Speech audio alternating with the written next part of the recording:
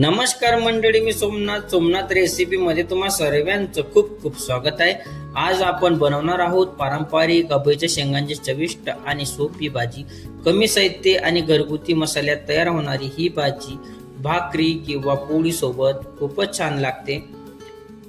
हिवाळ्यात ही भाजी खास करून बनवली जाते। चला मग आपण आता बनवायला सुरुवात करू। या ठिकाणी मी अभयच्या शेंगा घेतलेल्या आहेत। साधारण 200 ते 250 ग्रॅम या ठिकाणी मी घेतलेल्या आहेत। अभयच्या शेंगाच्या दोघं साईडचे भाग आपल्याला कट करून घ्यायचे।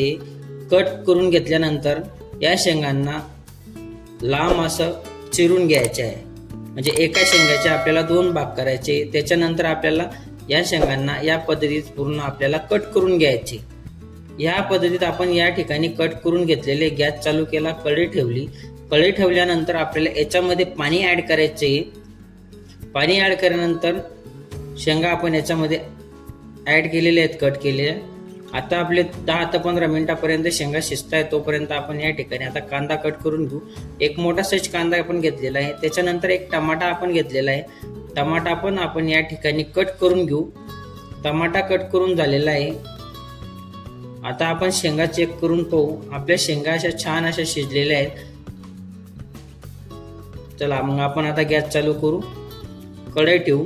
कढई ठेवली का त्याच्यामध्ये तेल ऍड करायचे। तेल गरम झालं का मोहरी टाकायची। चांगलं हे झालं का लगेच जिरे टाकायचे, लसूण टाकायचे, कढीपत्ता आपण या ठिकाणी टाकलेला आहे। आणि हे सर्व आपल्याला चांगलं मिक्स करून घ्यायचंय। हे सर्व मिक्स केल्यानंतर आपल्याला कांदा ऍड करायचंय।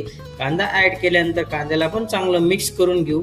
त्याच्यानंतर आपण याच्यामध्ये अद्रक टाकलं, अद्रकला आपण चांगलं मिक्स करून घेतलं आपण।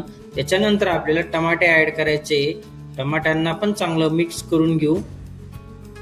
हे सर्व आता आपलं चांगलं मिक्स करून झालेलं आहे। त्याच्यानंतर आपल्याला मीठ टाकायचंय चवीनुसार। मीठ टाकल्यानंतर मिक्स करून घेऊ। आता मिक्स झाल्यानंतर आपण याच्यामध्ये अर्धा चमचापेक्षा कमी हळद पावडर, 1 ते 1.5 चमचे लाल मिर्च पावडर टाकली।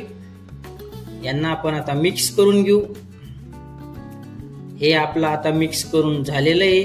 त्याच्यानंतर आपण थोडंसं पाणी आपला मसाला शिजवण्यासाठी आपण थोडं टाकलेलं आहे। याला पण चांगलं मिक्स करून घेतलं आपण। आणि याला हे आता शिजून तयार झालेलं आहे आपलं। आपण याच्यामध्ये आपल्याला शिजवलेल्या ज्या अभयच्या शेंगा आहे त्या आपण याच्यामध्ये ऍड केलेल्या आहे। आता आपण याला चांगलं असं मिक्स करून घेणार आहोत, जेणेकरून आपला जो मसाला आहे पूर्ण आपल्या शेंगांना लागायला पाहिजे असं। हे मिक्स करून झालेलं आहे आपलं। आपण याच्यामध्ये आता पाणी ऍड करू।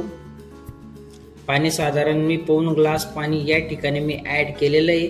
आपण याला आता 10 ते 12 मिनिटं शिजून घेऊ। 10 ते 12 मिनिटं आपले या ठिकाणी झालेले आहेत। त्याच्यानंतर आपण याच्यामध्ये आता मॅगी मसाला अर्धा चमचे टाकतो। मसाले टाकल्यानंतर आपल्याला हे चांगलं मिक्स करून घ्यायचंय। हे मिक्स करून घेतल्यानंतर 2 ते 3 मिनिटं परत आपण याला आता शिजून घेऊ।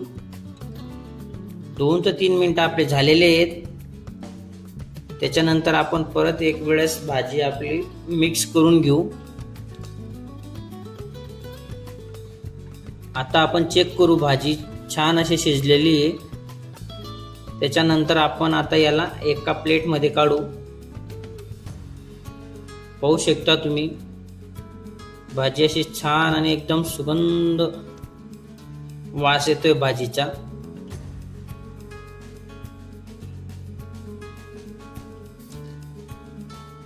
व्हिडिओ आवडला लाईक, शेअर, कमेंट आणि सबस्क्राईब करायला विसरू नका। लवकरच भेटू आपण पुढच्या व्हिडिओमध्ये।